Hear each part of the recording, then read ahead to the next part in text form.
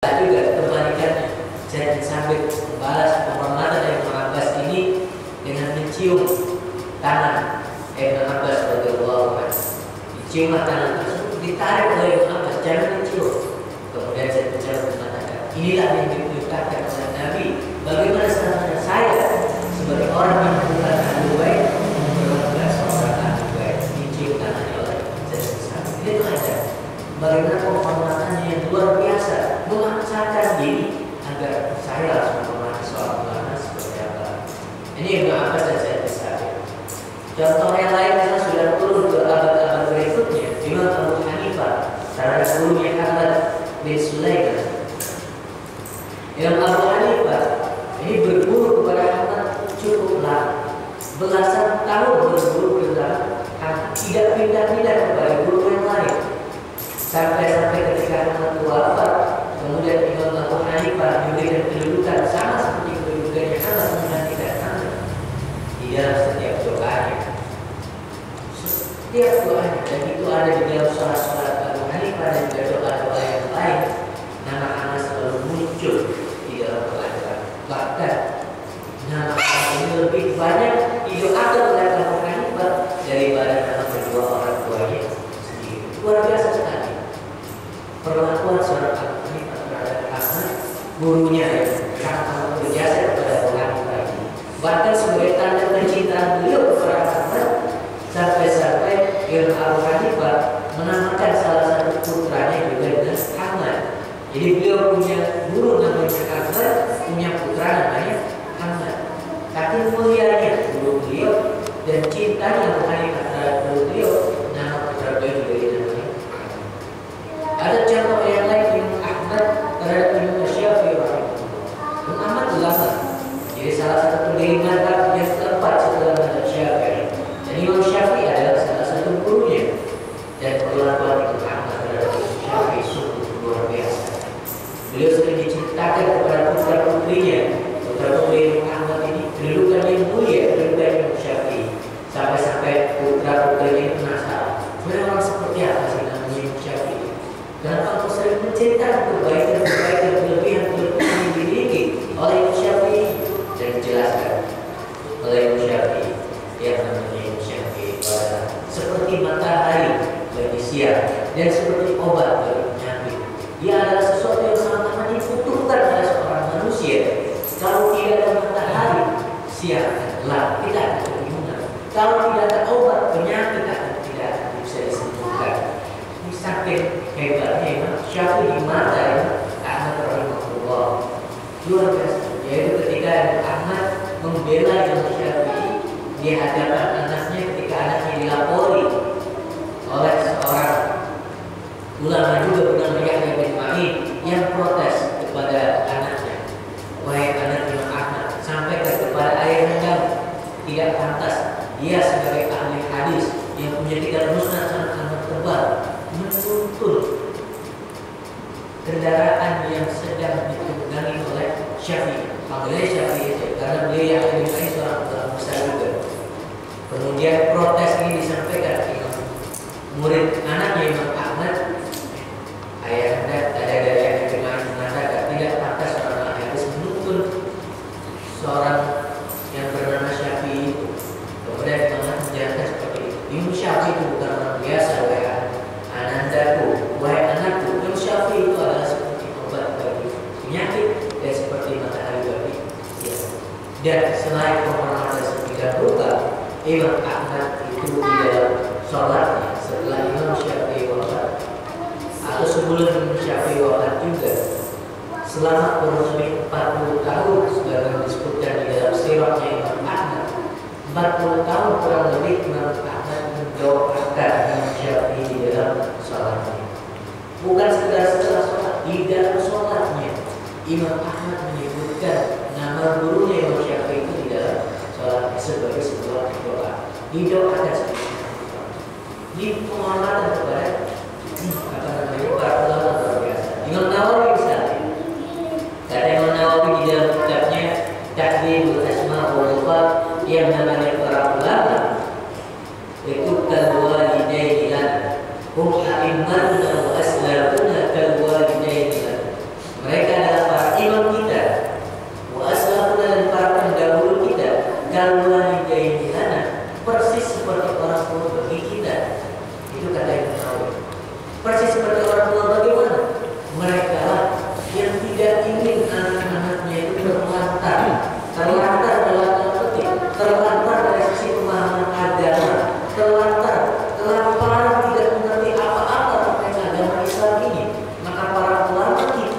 yang paling mulai disebut sebagai orang tua bagi kita, berusaha sebaik mungkin bagaimana agar anak-anak itu tidak tersesat, tidak salah jalan.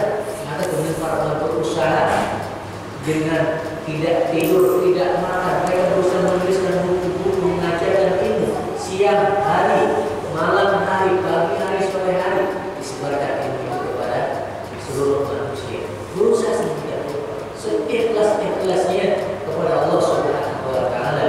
Maka wajar jika Imam Ghazali mengatakan para ulama itu orang tua bagi kita, bahkan kedudukannya bisa lebih mulia daripada orang tua kita sendiri. Kenapa? Karena kalau orang tua kita bisa jadi hanya memberikan makanan fisik bagi kita, hanya memberikan makanan raga bagi kita, tapi para ulama itu lebih dari itu, memberikan makanan jiwa agar kita benar-benar selamat di dunia maupun selamat di akhirat kelak. Ini Imam Nawawi. Mereka adalah orang tua bagi kita. Begitu juga para pemegang kekuasaan, para khalifah itu memperlakukan para ulama mereka sendiri dan rupa biasa. Walaupun ada sejarah-sejarah tertentu, misalnya dalam Sirah Ahmad yang dizalimi oleh pemerintah, yang beliau sangat amat sabar dalam perjalanan itu, tetapi banyak juga para pemegang kekuasaan yang sangat menghormati para ulamanya. Dan ketika para penguasa itu menghormati ulamanya, biasanya mereka ada di dalam kejayaan yang luar biasa karena Rasul menghormati ulama, menghormati ilmu, saat membuat sebuah perpustakaan khusus untuk para ulama yang adalah dari hikmah. Begitu juga para khalifah yang juga dari kalangan ulama, luar biasa penghormatan mereka kepada para ulama. Dan hampir-hampir setiap ulama dimintai untuk memberikan kita dan diberikan balasan yang luar biasa. Tak diberikan rumah dan diberikan uang macam-macam, yang jelas para ulama ini para pemegang kekuasaan. Tentu saja kita membela para ulama ini dengan secara ilmiah, tidak asal ikut-ikutan, tidak asal bela ulama dan seterusnya, tetapi lebih dari itu semangat bela ulama harus kita bawa terus terutama di dalam kaji agama Islam ini dengan secara ilmiah, agar jangan sampai kita punya semangat tetapi tidak punya ilmunya. Nah, cara membelanya bagaimana? Membela Rasul, membela para ulama adalah memahami sunnah, memahami agama ini dengan benar. Tentu saja ini tidak bisa sekali saja kita belajar, harus berulang-ulang, harus terus-menerus berkelanjutan. Jangan sampai kita ngajinya ya hanya sesekali saja. Ngaji, baca, ditanyakan hal-hal yang kira-kira kurang paham dan seterusnya. Dengan berkelanjutan seperti itu, dan apalagi sampai ada evaluasi dan seterusnya, mudah-mudahan keilmuan kita semakin bertambah. Dengan kita menjaga keilmuan tersebut, kita sebenarnya juga sedang membela para ulama. Karena orang yang berilmu sama sekali tidak akan berani untuk menjelekkan para ulama sekarang itu. Biasanya yang berani menjelekkan ulama ya karena tidak mengetahui kedudukan ilmu dan kedudukan ulama yang begitu tinggi. Maka kita harus menjadi benar. Kemudian taklid kepada para ulama. Bahasa ini, bahasa taklid, memang dipresisikan di antara para ulama. Jumhur para ulama menyebutkan ini dalam kitab-kitab mereka bahwa orang yang bukan ulama kewajibannya ya taklid. Taklid itulah yang dipahami oleh para ulama kita terkait ayat yang tadi sudah kita baca, fasalu ahla dzikri in kuntum la ta'lamun. Bertaklidlah kamu kepada ahli dzikri jika kamu bukan ulama, bukan orang-orang yang mengetahui. Kenapa harus bertaklid? Karena kita tidak mampu untuk secara langsung memahami Al-Quran dan Sunnah, karena kita tidak memiliki alatnya, tidak memiliki sumber-sumber tertentu yang harus kita kuasai agar bisa memahaminya. Hadis saja misalnya, Sirah Nabawiyah yang sedang kita pelajari secara berkelanjutan ini, itu kalau tidak dipahami sesuai dengan pemahaman para ulama itu bisa menyesatkan. Kata Imam Sufyan bin Uyainah, dia mengatakan al-haditsu mudillatun illa lil fuqaha. Yang namanya hadis itu, sumber Sirah Nabawiyah itu mudillatun, itu bisa saja menyesatkan. Hadis bisa menyesatkan. Jadi jangan sampai kita disesatkan oleh orang yang menggunakan hadis. Hadisnya tidak menyesatkan, tapi orang yang menggunakan hadis ini diselewengkan, dibelokkan maknanya, dipalingkan maknanya dan seterusnya, itu bisa saja menyesatkan. Atau tidak dibalikkan, dia berusaha memahami, ternyata pemahamannya tidak sesuai dengan yang dikehendaki oleh Nabi SAW.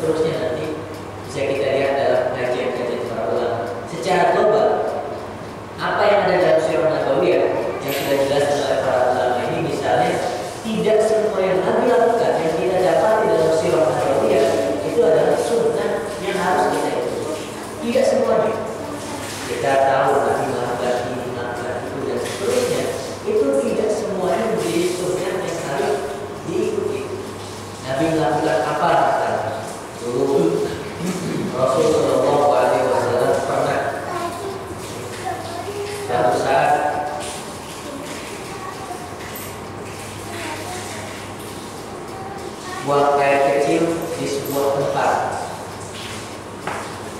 atau Rasul Shallallahu Alaihi Wasallam sholat di sebuah tempat, atau Rasul Shallallahu Alaihi Wasallam makan di sebuah tempat, buang air kecil di sebuah tempat, sholat di sebuah tempat dan seterusnya. Ini apakah menunjukkan bahwa tersebut kita juga harus buang air kecil, sholat dan seterusnya di sebuah tempat tersebut?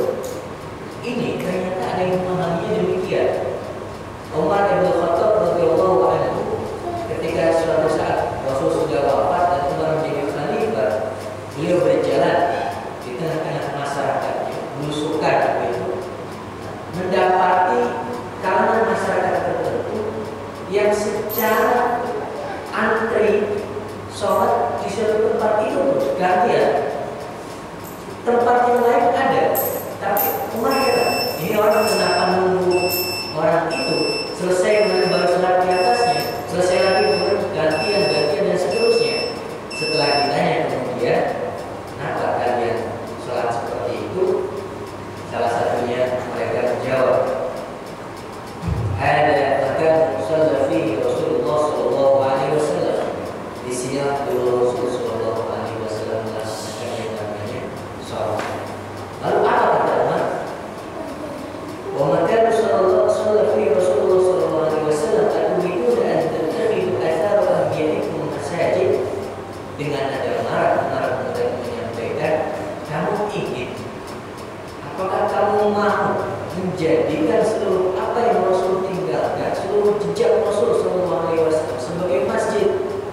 Maksudnya jangan sampai yang namanya masjid hanya dibatasi pada itu saja. Masjid yang Rasul sudah bangun itulah masjid. Sedangkan ini ya sah-sah saja kamu sholat di situ, tetapi tidak memiliki keutamaan tertentu seperti keutamaannya masjid.